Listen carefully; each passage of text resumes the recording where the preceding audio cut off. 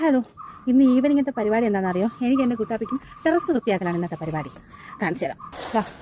ഒരു സൈഡ് ഒരുവിധം തൂത്തിട്ടിട്ട് കാര്യമില്ല. കാരണം എന്താ വെച്ചാൽ അയ്യോ, നാളെ ആകുമ്പോൾ നേരം വെളുത്ത് വന്ന് നോക്കുമ്പോൾ ഇതിൻ്റെ ഡബിൾ ആയിരിക്കും ഇവിടെ.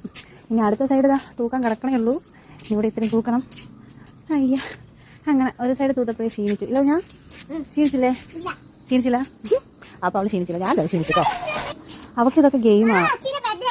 നാളെ അവളുടെ അച്ഛൻ്റെ ബർത്ത്ഡേ ആണ്. അതുകൊണ്ടാണോ ക്ലീൻ ചെയ്യുന്നത്?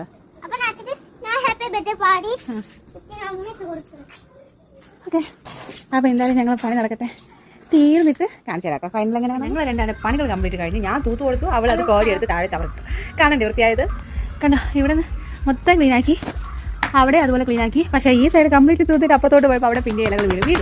കണ്ടോ, ചുറ്റിലും ഇഷ്ടം പോലെ മരങ്ങളുണ്ട്. അതുകൊണ്ട് രക്ഷയില്ല.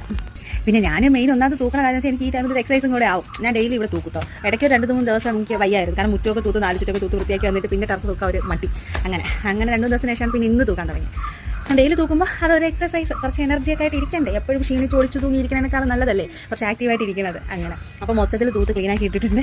ഇനി ഈ ടെറസിനെ നാളത്തെ ഇതിൽ ഞാൻ കാണിച്ചു തരാം എന്തായിരിക്കും നാളത്തെ അവസ്ഥയെന്ന്. ചിലപ്പോൾ നാളെ ക്ലീൻ ആയിരിക്കും, കാരണം നാളെ ക്രിസ്മസ് അല്ലേ. വൈകിട്ടത്തെ വിശേഷം ഇനി നാളെ കാണാം.